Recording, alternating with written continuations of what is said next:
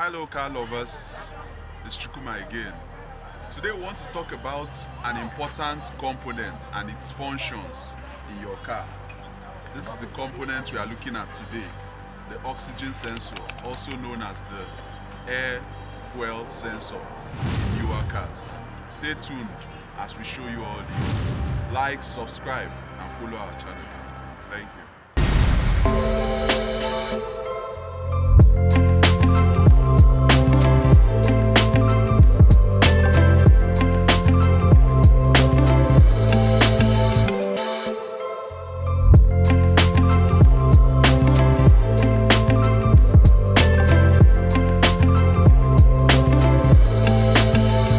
So we are talking about the O2 sensor. This particular one was removed from a Honda. But if you look closely, or if you have a technical eye, the layman won't know this. If you have a technical eye, you see that it was joined. This wasn't the original one. They probably had the problem, and instead of buying the direct one, for the Honda, they joined the head of a Toyota one to it. It didn't give them the result, of course, that they wanted.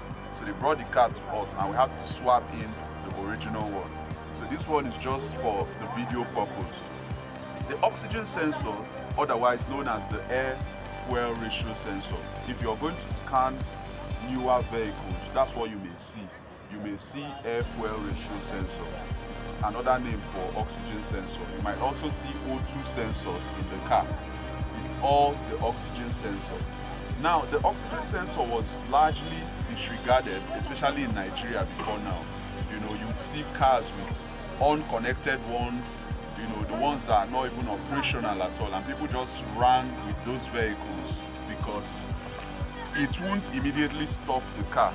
But with this craze about fuel, I need my car to be more economical. When mechanics look closely at cars, they could see faults with this sensor, and it will require changing them out to get the car to perform as it should and to consume the factory level fuel consumption.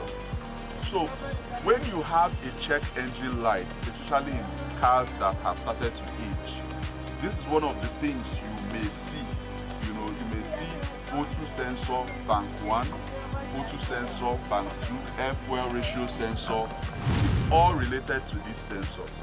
Now, the banks will just be nearness to the engine or being away from the engine.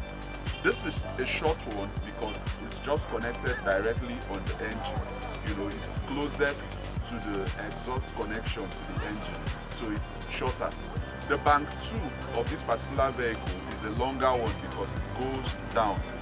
Now, I tell people all the time, if you have oxygen sensor problems, and money is a problem because to get new OEM ones, it's not so cheap anymore. You could pick this before for really good prices. You could even get people to give them to you for free. But these days, because of their importance, this could set you back some good amount of money. I mean, if you're buying the original new OEM part. Now, if you have faults on different banks, you want to be sure to change out the one that is closest to the engine. I'm talking about this sensor because this one regulates engine performance more than the ones at the rear area of the engine. So you want to change out this sensor if it's giving you a warning sign. I've also seen from experience that some cars that have catalytic converter issues may throw out this sensor problem as well. It could mean that the sensor, both the sensor and the catalytic converter is faulty, or the catalytic converter may be absent.